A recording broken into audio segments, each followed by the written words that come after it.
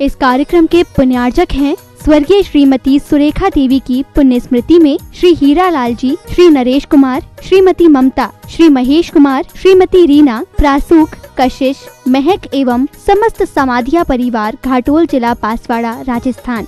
श्री विमल कुमार, श्रीमती मानू देवी, श्री रजनीश कुमार, श्रीमती नीलू, श्री विपिन कुमार, श्रीमती निशा हार्दी, चारिणी, जैनिल, जैनीश एवं समस्त लालवत परिवार, firm Vimal Kumar and sons, Ghatol जिला बांसवाड़ा, राजस्थान।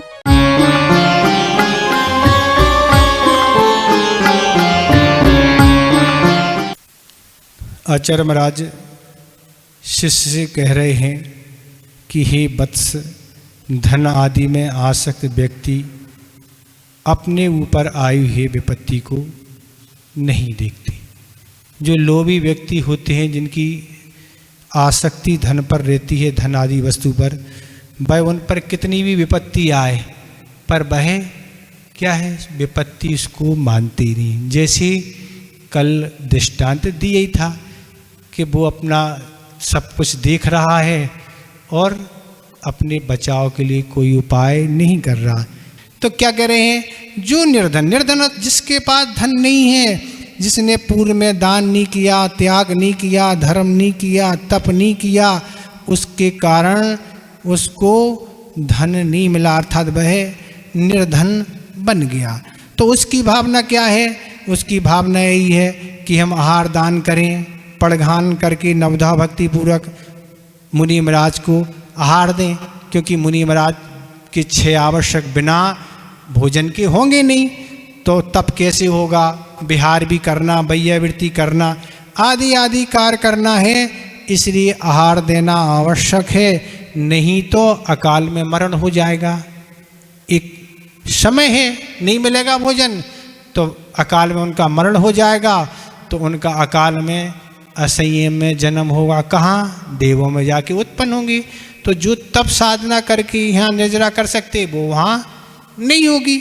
औषधि दान भी, जब भी कोई महाराज पर कोई भी असाता कर्म वगैरह, बुखार, सिर दर्द आदि कोई भी व्याधि आती है तो औषधि देना, औषधि के लिए धन चाहिए। पर और क्या कह रहे हैं, आवास दान, आवास दान, ठहरने के लिए स्थान अगर हमें बनाना है तो भी हमें पैसे चाहिए, बिना पैसे के हम आवास दान नहीं कर सकते। और उपकरण दान, उपकरण दान, पिची, कमंडल, सास, 3 ही उपकरण होते हैं। आगम में 3 का विधान किया, तो हमें उपकरण दान करना, उसके लिए धन चाहिए, तो कमाना तो पड़ेंगी ना। तो इस तरह से आचार्य ने 3 ही उपकरण रखे हैं। गाड़ी, मोबाइल और कूलर, एसी, लैपटॉप आदि, इनको उपकरण की कोटि में नहीं रखा। महाराज हम ये देखेंगे तो पुण्य लगेगा क्या, नहीं। जो आचार्य ने जिन वस्तुओं के दान के लिए कहा है, वह अगर हम दान देंगे तो ही पुण्य का संचय करेंगे। जो उनके योग उपकरण नहीं है, पहली बात तो उपकरण की परिभाषा यही है, जो उपकार करे उसको ही उपकरण कहा है। जिससे चर्या में दोष लगें, परग्रह की कोटि में आए, चर्या बिगड़े, उसको उपकरण की कोटि में रखा ही नहीं गया। तो इसलिए वही उपकरण देने योग्य हैं जो आगम में जिनका विधान किया है। पिची जब खराब हो जाती है तभी बदली जाती, ऐसी नहीं बदली जाती कि नहीं खराब भी नहीं है तो भी बदल लो, कमंडल फूटा टूटा नहीं है तो भी बदल लो, तो भी नहीं, कोई परेशानी होना चाहिए। तो इस तरह से शास्त्र भी है, उनको शास्त्र की आवश्यकता है तो शास्त्र दान करें, आवश्यकता है उनको तो कर लें अपने हिसाब से, स्वाध्याय उनके लिए आवश्यकता है। इस तरह अगर ग्रंथ आदि आप लोग प्रकाशन कराएंगे तो भी पुण्य का संचय होगा। तो इस तरह से ये मंदिरों का निर्माण कराना, उसके लिए भी धन चाहिए, मूर्ति बनवाना उसको धन चाहिए, पंचकर्णक करवाना उसको धन चाहिए, विधान आदि। तो ये शिष्य का प्रश्न है कि इस तरह का कब होगा, जब हमारे पास पैसा होगा, जब तो हम ये कर पाएंगे। तो ये सुख कला तो कह रहे आचार्य महाराज कमाता है, संग्रह करता है। तो अब क्या कह रहे हैं, बस वही उदाहरण दे रहे हैं कि पहले पाप करो, पहले पाप से धन को कमाओ और फिर जाके दान करो। तो एक कीचड़ का उन्हें उदाहरण दिया। तो ये महाराज जी हमारी समझ में नहीं आ रहा है, फिर कैसे मंदिर बनेंगे, कैसे आहार दान करेंगे, क्या कैसे क्या चलेगी दुनिया हमारी, कुछ हमारा तो दिमाग कुछ सुन के ही गड़बड़ हो रहा ना। तो आचार्य महाराज की सोच बड़ी ऊंची सोच होती है, उसको अपन नहीं आचार्य महाराज उदाहरण दे रहे हैं। इसका कारण है कि धन कमाने के लिए व्यक्ति निंद से निंदकार करता है, अनीति पूर्वक अन्याय पूर्वक जैसे बनता है सो उसको तो पैसा चाहिए, हाय पैसा, उसको और कुछ नहीं दिखता। एक दुकान यहाँ खोलेंगे तो एक दूसरी जगह खोलेंगे, क्यों? नौकर चलाएंगे ना, और हम भी चलाएंगे और 4 से दुकान खोल लेंगे, पर हमारा नंबर फर्स्ट हो जाना चाहिए ना।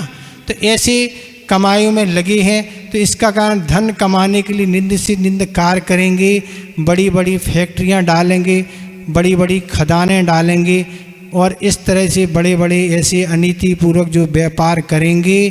तो आज तो जैन हो के सब व्यापार कर रहे हैं, बढ़ई का भी, लोहार का भी, और जो कुछ है लाउंडर और ब्यूटी पार्लर क्या क्या होता है, ये तो आप सोचिए। जो 4 प्रकार का वर्गीकरण है वैश्य आदि को लेके, वो वर्गीकरण व्यापार को लेके ही है। अगर जो जैन है तो भाई उच्च की कोटि में है, वो ये व्यापार करेगा तो उच्च कहलाएगा क्या? नहीं। तो इसलिए ये सारे क्या क्या व्यापार हो रहे हैं सब आपको ज्ञात है। तो इसलिए सोचें कि इस तरह से निंदकार करेगा, तरह तरह की चोरी भी करेगा और भी तरह तरह के करेगा, और उसमें धर्म ध्यान के योग जो कार्य है वे करने ही नहीं, ना आपसे करना, ना पूजन करना, ना स्वाध्याय करना, ना आहार दान करना, ना वैयावृत्ति आदि कुछ नहीं करना, यहाँ तक कि रात्रि भोजन आदि कुछ नहीं छोड़ के बस इसी गुण में लगे हैं कि धन आना चाहिए। तो ये कह रहे हैं। तो इसलिए आचार्य महाराज बड़े दयालु हैं, कह रहे हैं भैया अगर ऐसे धन में तुम लगे रहोगे कमाने में तो तुम्हारी दुर्गति होगी। और फिर क्या कह रहे हैं, फिर उसे में भी सम्मान की चाह है महाराज। अगर सम्मान नहीं मिलता है, मोबाइल पे नाम नहीं आता है, पेपर में नहीं आता है, वो माइक पर नहीं बोलता है, माला आदि गिफ्ट नहीं दी जाती है, तो लड़ाइयाँ शुरू हो जाती हैं। तो दान भी दिया, पर अगर सम्मान आदि की चाह है तो वह दान का जो पुण्य था वो कटेगा ना, उतना तो नहीं मिल पाएगा, मिलेगा तो ये चाय सता रही है, इस सताए से भी है। तो इस तरह से क्या कह रहे हैं, दान करने वाला बड़ा एहसान समझता है, ऐसा हम सोच लेते हैं ये अवसर आया है, पर एहसान नहीं कर रहे, ऐसा सोचो हमें तो अवसर मिला है तो हमारा ये धन अच्छे कार्य में लग गया, नहीं तो बुरे कार्य में लग जाता तो उसमें हम पाप के निमित्त हम बनते।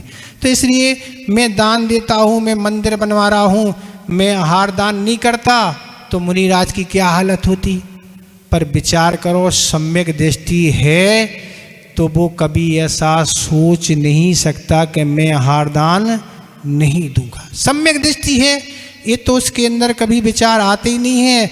सम्यक दृष्टि की तो ऐसी कथानक अभी शायद महाराज ने चतुर्मास के दिन यह सुनाया था, हमें याद नहीं है, किसी ने सुनाया था कि उसको पता पड़ा गृहस्थ को कि मुनि महाराज कहाँ चतुर्मास कर रहे हैं, जंगल में, और लगा अब कुछ है ही नहीं ना यहाँ, कौन आहार कराएगा।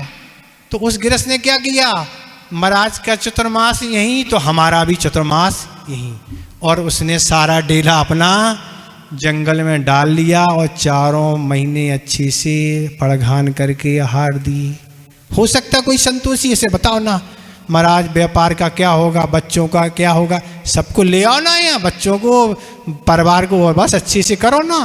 तो ऐसा होता काम ना, ऐसी दुनिया में लोग हैं। एक उदाहरण और मिलता है देवों का, कि एक मुनि महाराज थे और देवों को ज्ञात हुआ क्या होगा, देवों ने पड़घान करते रहे, अंत में बात खुली जब पिचियों का मंडल पेड़ पर टंगे हुए थे, तब ज्ञात हुआ अरे देवों ने आहार करवाते रहे, हाँ करेंगे, सम्यक दृष्टि है तो करेंगे व्यवस्था।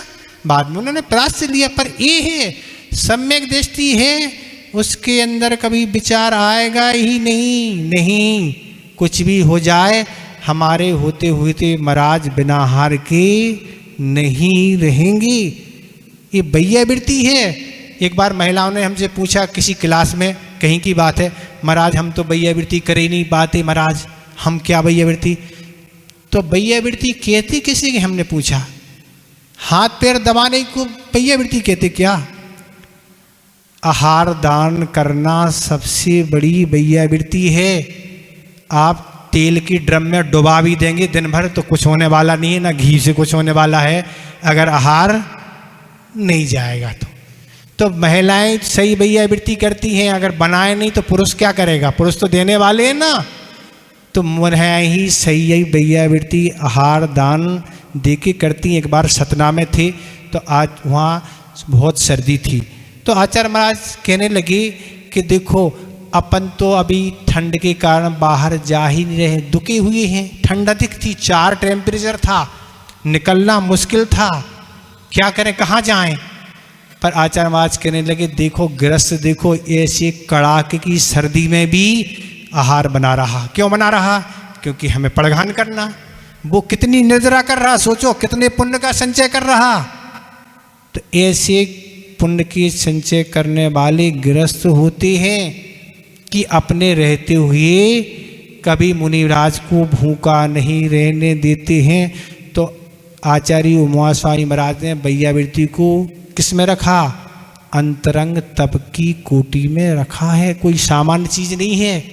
तो ऐसे आहार कराने वाले, आहार देने वाले, ये सब वैयावृत्ति की कोटि में ही आते हैं। तो इस तरह से ये कह रहे हैं कि दान की हुई वस्तु का स्वामित्व नहीं रखा जाता है, तब वह दान की कोटि में आ जाता है। दान कर दिया, अब तुम उसके स्वामी नहीं रहे, नहीं कहोगे नहीं महाराज ये तो हमारा है, तुम्हारा है, तो अभी फिर तुम्हें पुण्य लगने वाला नहीं है, तुम्हारा स्वामित्व खत्म, अब जो उन्हें करना जाने। तो इस तरह से महाराज क्या दिक्कत आएगी? तो दिक्कत ये आएगी कि महाराज आचार्य महाराज कह रहे अगर आपने पाप से कमाया और बेटे ने जुए में लगा दिया तो क्या हो गया? दान भी नहीं कर पाए और पाप के द्वारा जो कमाया सब चला गया। और भी दान के लिए कमाया और क्या हो गई? भावना बदल गई। क्या बदल गई भावना? अब रहने दो, क्या करना, अच्छे से भोगो ना, क्या दान करना। तो ऐसे भाव भी आ सकते हैं। तो इसलिए आचार्य महाराज कह रहे हैं अगर आपकी भावना अच्छी होगी तो आपके पास धन आ जाएगा और आप उसको दान कर लेंगे। अन्यथा अगर आप इस तरह से अनीति से धन कमाएंगे और दुर्गति का बंद हो गया तो वो दान कुछ नहीं कर पाएगा। इसलिए आचार्य महाराज यहाँ कहने वाले यही हैं। हम आपको संस्मरण सुना चुके हैं इसके बारे में। एक चने का उदाहरण हम संस्मरण सुना चुके हैं कि उसकी भावना थी, उसने 11,000 बोल दिए। पहले दिन आचार्य महाराज का आहार हुआ बोरीबंद में और उसने 11,000 बोल दिए। 2-2,500 रुपये महीने मिलते थे, लोगों ने कैसे चुकेगा। पर उसके 10 बोरे चने रखे थे, उन चने का भाव दुगना हो गया और पैसा भी चुक गया और बच भी गया। तो भावना रखेंगे तो सब अच्छा हो जाएगा। इस तरह यही भी आपका श्लोक हो गया। इसमें आपको कुछ पूछना तो पूछें।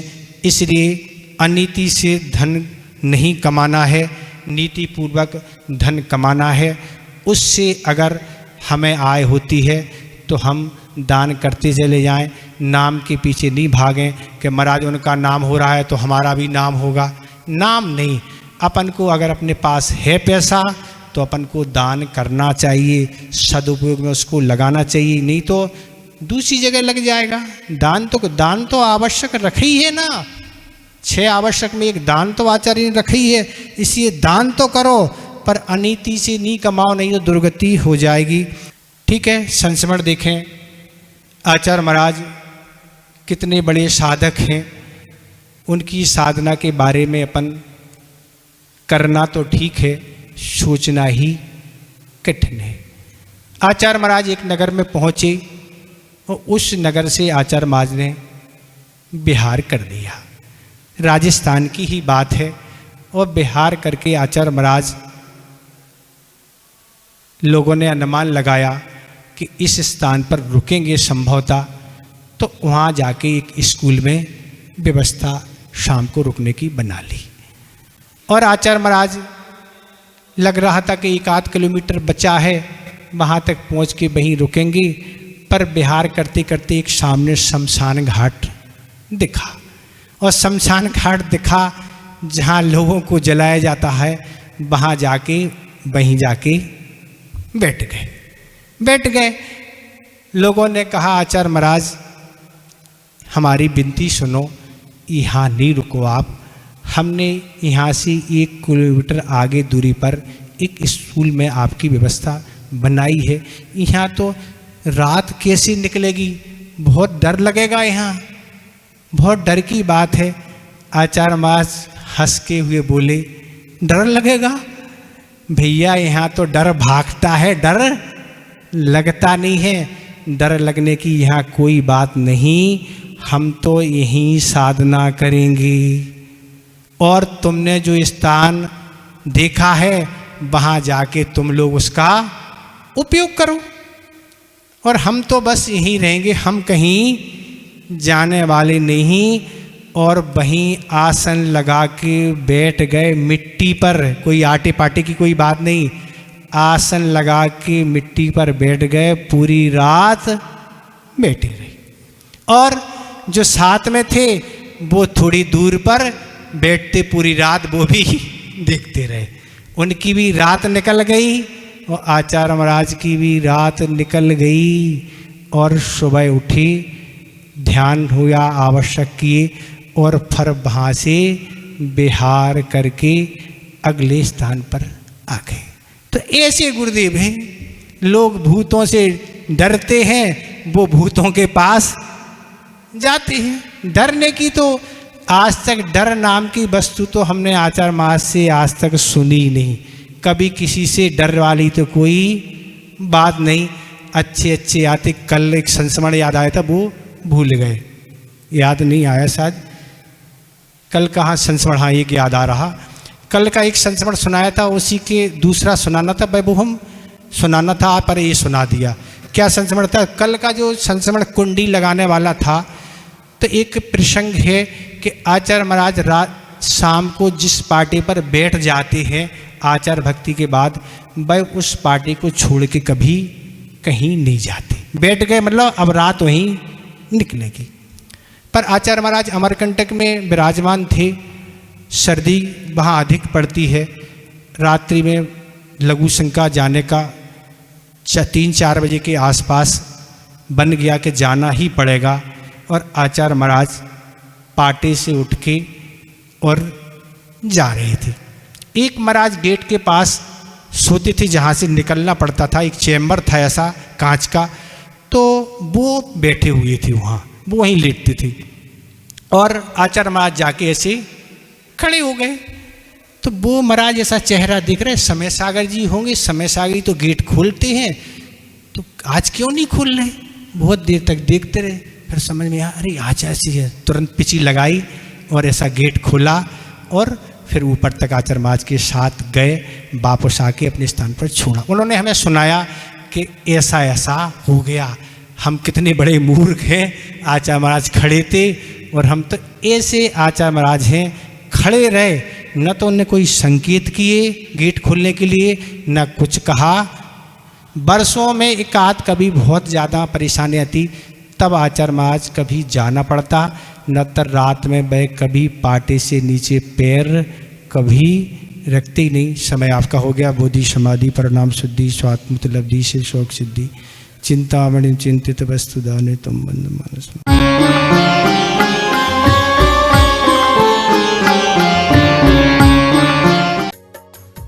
इस कार्यक्रम के पुण्यार्जक थे स्वर्गीय श्रीमती सुरेखा देवी की पुण्य स्मृति में श्री हीरा लाल जी, श्री नरेश कुमार, श्रीमती ममता, श्री महेश कुमार, श्रीमती रीना, प्रासूक, कशिश, महक एवं समस्त समाधिया परिवार, घाटोल जिला बांसवाड़ा राजस्थान, श्री विमल कुमार, श्रीमती मानू देवी, श्री रजनीश कुमार, श्रीमती नीलू, श्री विपिन कुमार, श्रीमती निशा हार्दी, चारनी, जैनिल, जैनीश एवं समस्त लालवत परिवार, firm Vimal Kumar and sons, Ghatol, जिला बांसवाड़ा, राजस्थान।